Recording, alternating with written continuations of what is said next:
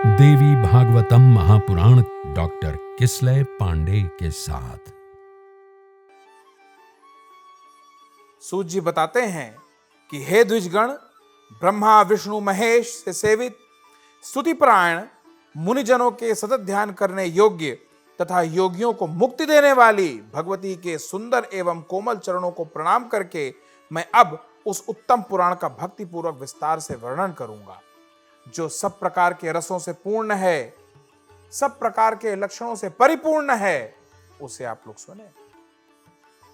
सूत जी आगे कहते हैं कि वैदिक इसे विद्या कहते हैं, और ये सही भी, क्योंकि शक्ति उपासना को मूलतः श्री विद्या के नाम से जाना जाता है। आज के समय में श्री विद्या को लेकर काफी भ्रांति है। धन्य है सूत जी, जिन्होंने इस बात को कई हजार वर्ष पूर्व साफ कर दिया था कि वैदिक लोग इसे विद्या कहते हैं, श्री विद्या भी कहते हैं। शक्ति उपासना को वास्तव में श्री विद्या के नाम से जाना जाता है।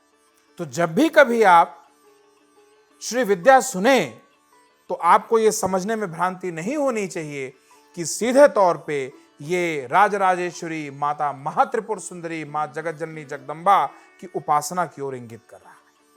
सूत जी आगे बताते हैं कि ये किसी से छुपा नहीं है कि संपूर्ण ब्रह्मांड के एकमात्र रचयिता ब्रह्मा जी हैं, जिनका जन्म भगवान विष्णु की नाभि कमल से हुआ है। पर यह भी जानने योग्य विषय है कि जब कल्पांत में सर्वत्र जलमय हो जाता है, तब केवल शेष शैया पे भगवान विष्णु शयन करते हैं और उन्हीं की नाभि कमल से ब्रह्मदेव का आविर्भाव होता है। इस प्रकार जब सहस्त्र फण वाले शेष ही विष्णु के आधार हैं, तो फिर उन मुरारी को भी सर्वधार भगवान विष्णु कैसे कहा जाए? प्रलयकालीन समुद्र का जल भी तो रस रूप ही है। आखिर वो कहां ठहर रहा है? उसे भी तो पात्र की आवश्यकता है। उसका आधार क्या है?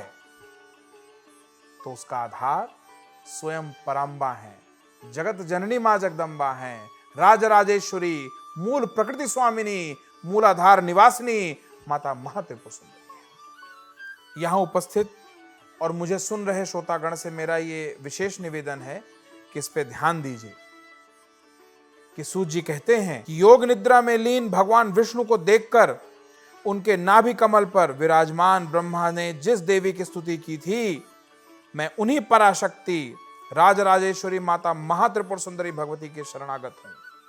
हे मुनिजनों, उन्हीं निर्गुण तथा सगुण रूप वाली तथा मुक्तिदायिनी योग माया का ध्यान करके मैं यहां संपूर्ण देवी भागवत पुराण कह रहा हूं।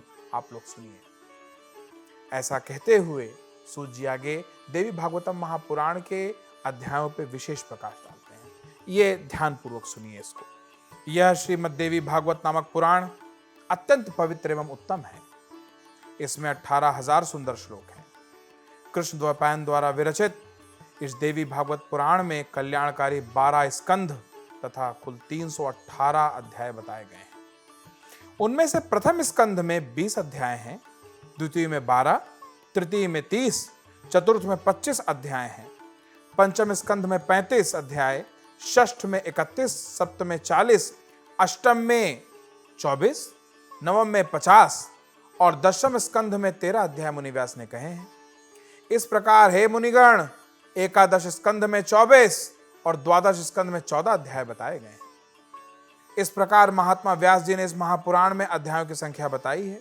इसमें श्लोकों की संख्या 18,000 कही गई है। सर्ग, प्रतिसर्ग, वंश वर्णन, मनवंतर तथा वंशानुचरित, इस प्रकार पुराणों के 5 लक्षण हैं, जो कल्याणमयी भगवती नित्या निर्गुणा व्यापक रूप से सृष्टि में रहने वाली, विकार रहित, योग गम्या, सबकी आधार रूपा तथा तुरीय अवस्था में प्रतिष्ठित हैं।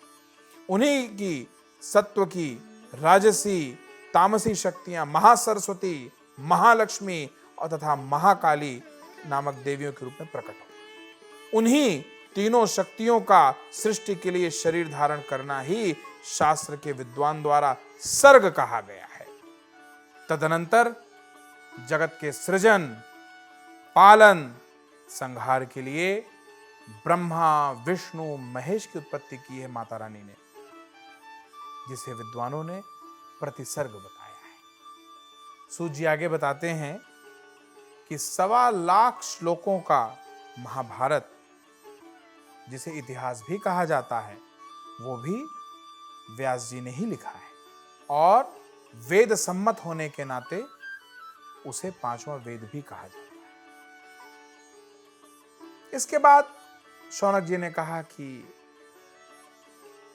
सूत जी, हम लोग जानना चाह रहे हैं उन 18 पुराणों का क्या रूप है, उनका परिचय हमें दीजिए और हम लोगों का मार्गदर्शन करिए। हम लोग इसी भावना से इस क्षेत्र में पधारे हुए हैं, इस क्षेत्र में एकत्रित हैं। हम लोग कलयुग के भय से यहां पे आबसे हुए हैं। शौनक जी आगे बताते हैं कि कलिकाल से भयभीत हम ब्राह्मण नैमिषारण्य में ही रहते हैं। ब्रह्मा जी ने मनोनय चक्र हमें देकर यह आदेश दिया था कि इस चक्र के पीछे पीछे आप लोग जाएं। जहां इस चक्र की नेमि क्षीण हो जाए वह देश परम पवित्र कहा गया है। वहां कभी कलयुग का प्रवेश नहीं होगा। आप लोग वहां तब तक रहें जब तक पुनः सतयुग ना आ जाए। उनका यह वचन सुनकर तथा उनकी बातों को हृदय में रखकर, हे सूत जी, हम लोग सब देशों के दर्शनार्थ उस मनोनय चक्र के पीछे पीछे तत्काल चल दिए। चलते चलते इसी स्थान पर पहुंचकर उस चक्र की नेमी हम लोगों के देखते देखते क्षीण हो गई। तभी से यह स्थान परम पवित्र नेमि क्षेत्र के नाम से प्रसिद्ध हुआ। हमें ऐसा विश्वास है कि यहां कभी कली का प्रवेश नहीं होगा। इसलिए मैंने अनेक ऋषि मुनियों, सिद्धगणों एवं कली से भयभीत महात्माओं के साथ यहां अपना निवास बना लिया है। हम लोगों ने यहां चरु, पुरोडाश आदि द्वारा अनेक पशुवध विहीन यज्ञ किए हैं।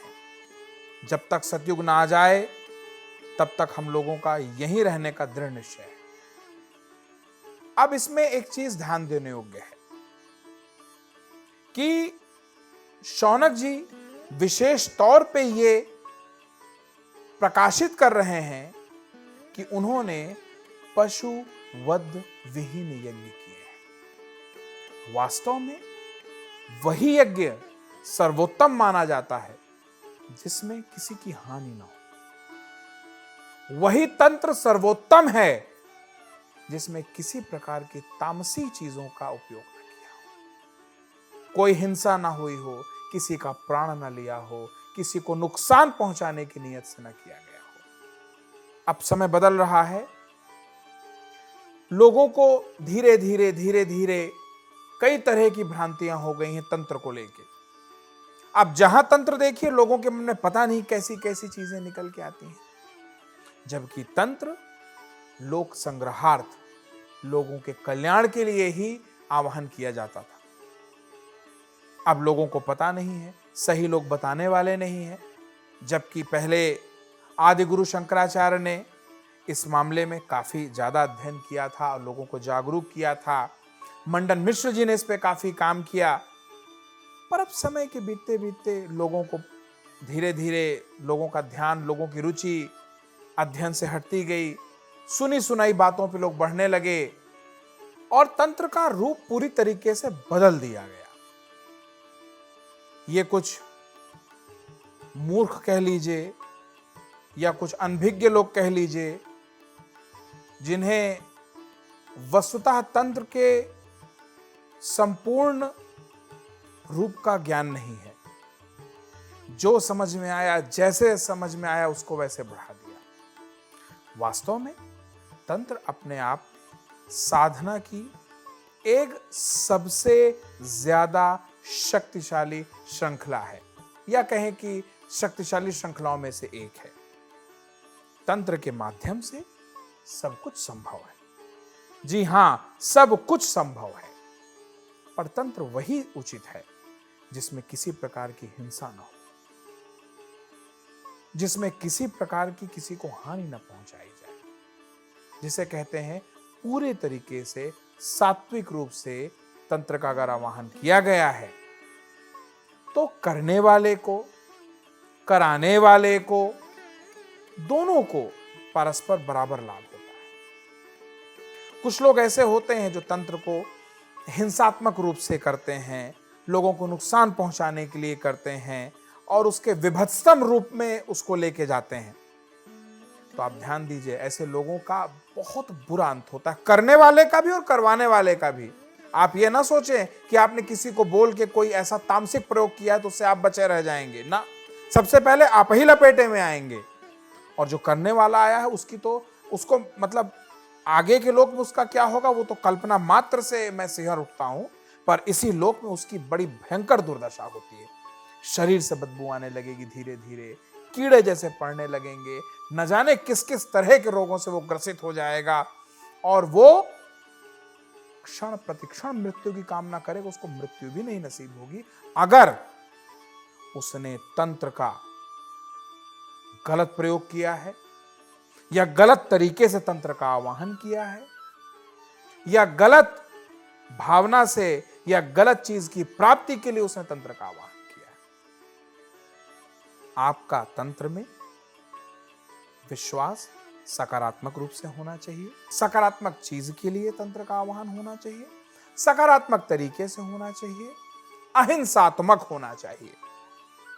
मसलन आपको धन की कामना है, आपको पुत्र की कामना है, आपको सुख समृद्धि की कामना है, किसी प्रकार की कोई सात्विक शक्ति आप पाना चाहते हैं, जैसे कई प्रकार की सिद्धियां हैं, उनमें से किसी सिद्धि का आह्वान करना चाहते हैं, सीधा सा इसका एक सिद्धांत है, बिना किसी को नुकसान पहुंचाए और बिना किसी के नुकसान के लिए अगर तंत्र है तो सर्वोत्कृष्ट है। वो यहां भी आनंद देता है और शरीर छोड़ने के बाद उसका प्रभाव आपके साथ दूसरे लोक तक भी जाता है। तो यह है प्रभाव तंत्र का। और इसीलिए शौनकादियों ने इस बात का विशेषता वर्णन किया कि हमने पशु वध विहीन यज्ञ किए हैं, किसी प्रकार की हिंसा नहीं की है।